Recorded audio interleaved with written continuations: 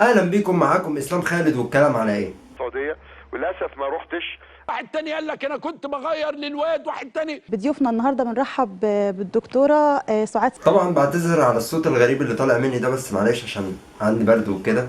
وسبحان الله، يعني الواحد خرج من الشتاء ما بردش، جه في الصيف يبرد. الف سلام على حضرتك.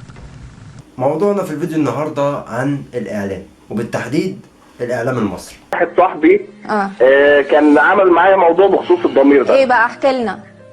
هو متزوج. تمام. وكان بصراحه حضرتك احمر وجميل، وان هي كبير. مين هي كده؟ ايه؟ تاني انت فاقد الذاكره ولا بتعيد الخناقه من الاول؟ والله الناس المخربه دي عايزه مننا ايه؟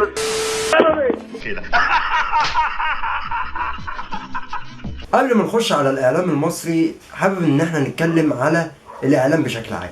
يلا امدح بقى.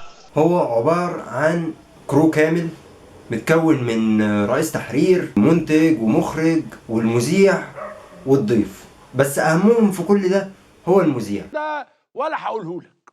الاعلام في حد ذاتها مهمة بالنسبة للاذاعة وبالنسبة للتلفزيون. It's only a game. Why you have to be mad? نسيبنا من الاذاعة وخلينا في التلفزيون. نزلوني.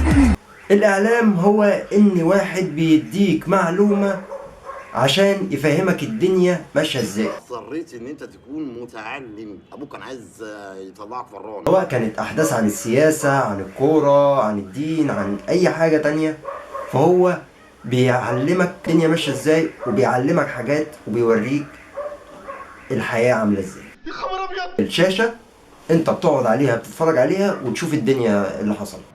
ودي ايه دي؟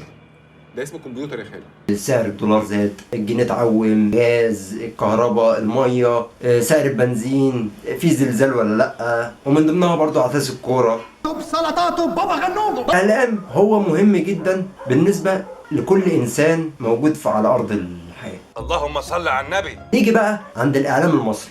اديني رمضان اديني رمضان حران زهقان. لو بس على خدها الشمال الكبد عندها بينتظم. يا ده عيان الكلام ده. غدة نفسية مش موجودة عند الرجالة، اسمها غدة الهبل. لا ما فوقتش نعمل تاني عشان انت بقى ما عملتش مش هيعديها انت يا ست فاكيها عشان نضطر اللي مش هيعديها. طب خدي الكلام على الهادي. عمل شوربه سمنه. كلام على الهادي تفهمنا بالاصول. بس انت بالفعل بتزعلي او هتعملي الحاجه عشان انا اقولها، ولا اقول الامانه العلميه؟ ده ايه الحكمه التافهه اللي على اخر الليل دي؟ بغض النظر عن اللي انتوا شفتوه، بس الاعلام المصري هو للاسف مضطرين ان احنا نتابعه عشان نشوف الدنيا ماشيه ازاي. ناجح وموفق باذن الله. بيبقى اعلاميين صادقين في كلامهم، وبيبقى في اعلاميين تانية